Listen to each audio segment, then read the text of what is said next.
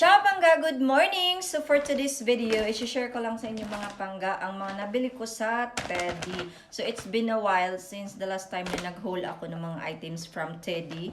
Medyo na busy kasi and marami pang ka-etchosan na nangyayari, ganun. So ayan. So ngayon i-share ko yung mga nabili ko. Quick haul lang to mga pangga. So ayan. So first of that, bumili ako nito mga pangga. So this one, kasi nga magpapasko na. So, ilalagay ko siya sa window, glass window namin. Ayan, ididikit lang siya. So, sticker siya. I got 3. Ayan, for only €1 each mga pangga. So, ayan. And then, the next naman, ito. I got these brownies. So, ito try ko siya kung masarap ba siya. So, for only €2, may 8 brownies na siya. Ayan. I also got this, ayan, salted pretzel. So, ito try ko siya kung masarap. So, only €2 din siya. Ayan. And I got a Santa Claus chocolate. Ayan, €1 each.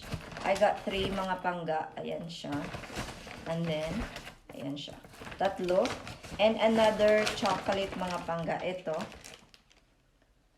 Binili ko. €1.75 naman siya. So, I got 2. Kasi ilalagay ko siya under the Christmas tree. Naglalagay ako ng mga chocolate doon. Tapos, bumili din ako ng mini pillows. Una dyan, ito. Ang cute. €1 each din siya. And then, I got 3. Home Sweet Home.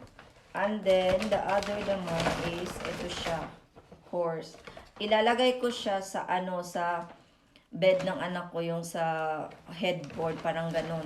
Kasi maliit lang naman yung bed niya at the moment. So, ayan. So, parang na din siya pang decor display, ganun.